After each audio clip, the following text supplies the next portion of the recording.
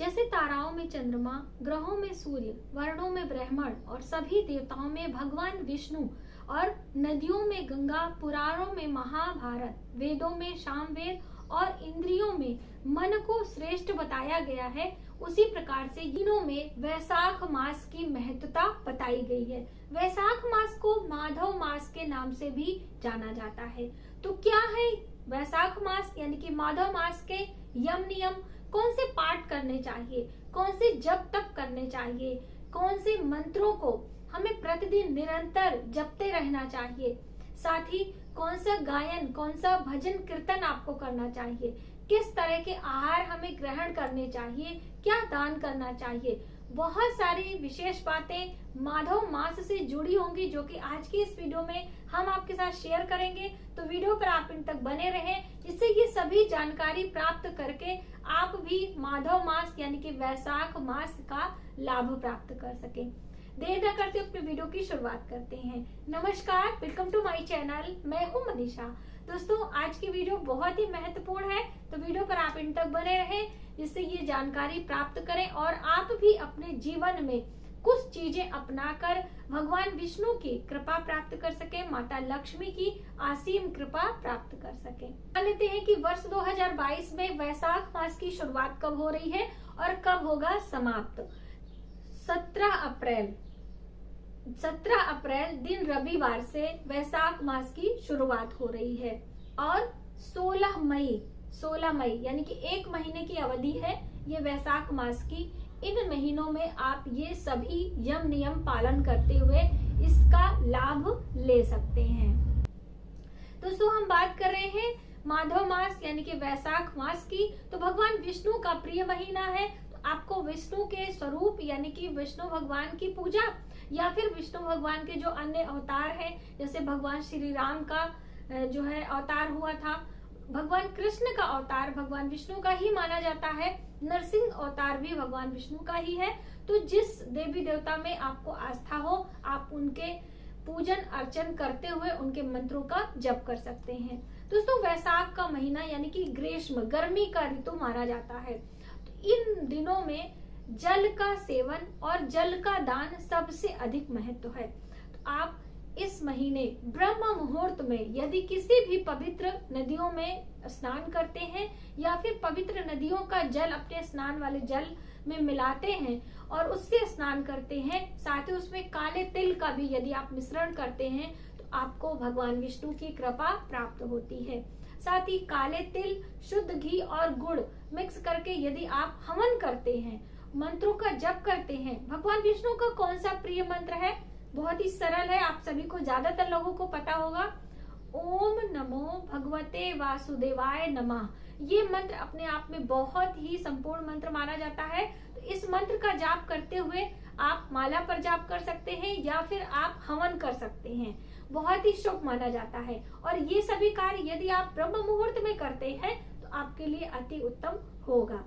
और दोस्तों, आपको यदि गायन में रुचि है, जैसे बहुत सारे लोग अन्य चीजों में रुचि रखते हैं, कोई सुबह गंगा स्नान करने में, दान करने में रुचि रखता है, कोई मनुष्य भजन कीर्तन करने में ही भगवान को प्रसन्न करना चाहता है, कोई मंत्रों का जप करके, कोई पाठ अध्ययन करके।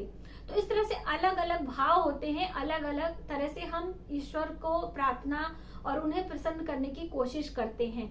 तो आप ब्रह्म मुहूर्त में स्नान करें, पूजा करें, जप करें, भगवान विष्णु का मंत्रों का जप कर सकते हैं। यदि आप गायन द्वारा भगवान विष्णु को प्रसन्न करना चाहते हैं, जैसे कि चैतन्य महाप्रभु ने किया था।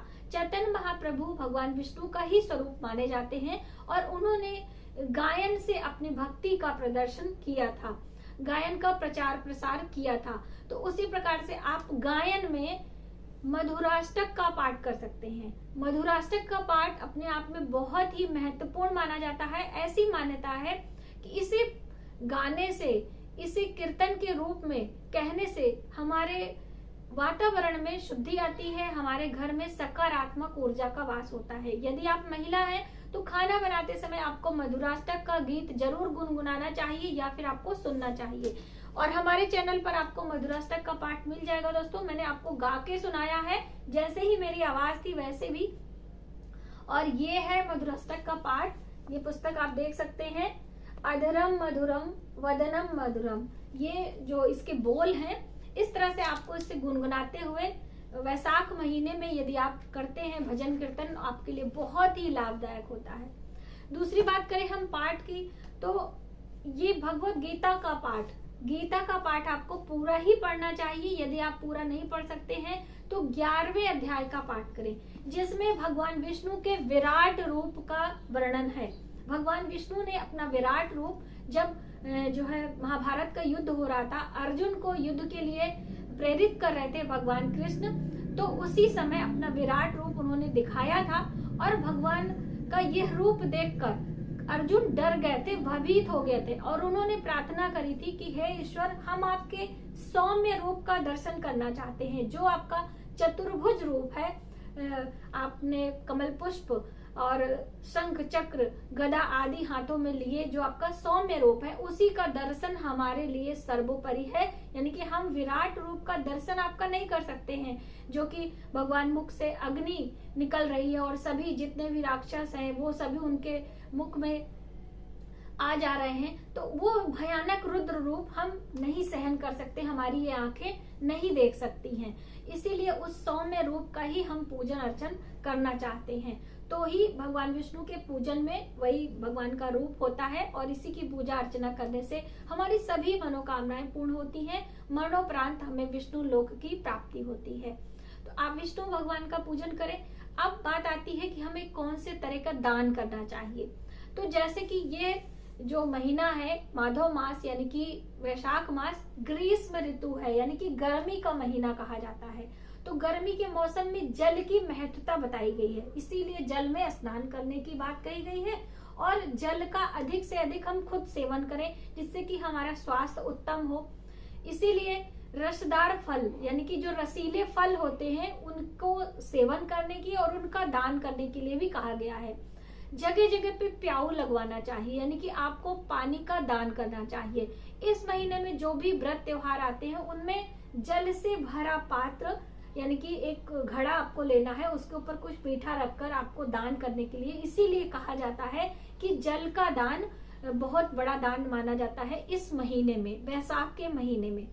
और यदि आप पंछियों के लिए, जैसे कि इस महीने बहुत ज्यादा धूप तेज होती है, और धूप के कारण जो हमारे जलाशय हैं, जो हमारे नदियों के स्रोत हैं, वो सूख जाते हैं, जिससे कि जो हमारे जीव जंतु हैं जो बोल नहीं सकते हैं, वो उन्हें बहुत ज्यादा परेशानी होती है अन्न को अर्जन करने में, जल को लेने में। तो इसीलिए पंछियों के लिए आपको जगह जगह पे मिट्टी के पात्र में जल स्टोर करके रखना चाहिए। किसी पार्क में आप रख सकते हैं, किसी रेलवे स्टेशन के पास में जो पेड़ ओड़ होते वहां पर, आपको अपने घर में भी रखना चाहिए। इस तरह से जल का स्रोत, यानी कि जल आपको जगह जगह पर पंछियों के लिए दान करना चाहिए। और पंछियों को कुछ बाजरे, कुछ जो है जो भी अनाज पंछी खाते हैं, वह आपको दान करना चाहिए, उनके लिए निकालना चाहिए। अब हम अपने शरीर की स्वास्थ्य रक्षा के लिए, क्योंकि इस महीने पानी की कमी हो जाती है और हमारे शरीर में पित्त की अधिकता हो जाती है, यानी कि हमें डिहाइड्रेशन का शिकार हम ज्यादा हो जाते हैं। तो हमारा पेट, हमारा स्वास्थ्य उत्तम रहे, इसके लिए हमें बेल का फल, जो बेल पत्र हम लोग भगवान शिव को अर्पित करते हैं, बेल के पेड़ की पूजा भी की जाती है, और बेल का जो फल होता है हमारे लिए औषधियों का वरदान है। हमारे पेट की सभी विकृतियों को, यानी कि उनकी अशुद्धियों को दूर करता है। बेल का फल हम यदि सेवन करते हैं, उसको शरबत बनाकर, बेल का जो कड़क होता है उसकी गिरी, उसे पाउडर बनाकर चूर्ण के रूप में लेते हैं, तो हमारे पेट संबंधी जितने भी विकार होते हैं, लिवर संबंधी, वो सभी दूर होती हैं। इसीलिए वो वैशाख महीने में इस बेल को सेवन करने की बात कही गई है, और सेवन करने से पहले दान करने की। हम कोई भी कार्य करते हैं तो हमारे जितने भी फल फ्रूट आते हैं, जितने भी सीजन में कोई भी चीज हम सबसे पहले ग्रहण करते हैं, उससे पहले उसका दान करते हैं। इसीलिए आपने देखा होगा कि जब भी कोई मौसम में त्योहार आते हैं, तो उस मौसम, उस ऋतु से संबंधित व्रत उपास आते हैं, और जिसमें हम वो सभी चीजें पहले दान करते हैं, फिर खुद सेवन करते हैं। तो दोस्तों, इस तरह से ये सभी बातें आपको ध्यान में रखनी है, और कुछ भी आपसे जो भी बन पड़ता है, आप ब्रह्म मुहूर्त में स्नान करें, आप मंत्रों का जप करें, आप भजन कीर्तन करें, आप गीता का पाठ करें, आप जल का दान करें, आप बेल के फलों का दान करें, उसका सेवन करें, यानी जो भी हो सकता है आपको जरूर करना चाहिए। और इन छोटी छोटी बातों पर गौर करते हुए इस वैशाख महीने को और भी महत्वपूर्ण और लाभकारी आपको बनाना चाहिए। आज की वीडियो में बस इतना ही। यदि हमारी जानकारी आपको थोड़ी सी भी हेल्पफुल लगे तो प्लीज हमारी वीडियो को लाइक करें, सब्सक्राइब कर लें नए वीडियो के लिए, और अपने फैमिली फ्रेंडों में शेयर करना ना भूलें। मिलते हैं एक नई जानकारी के साथ नई वीडियो में, तब तक आप अपना ख्याल रखें। जय श्री कृष्णा।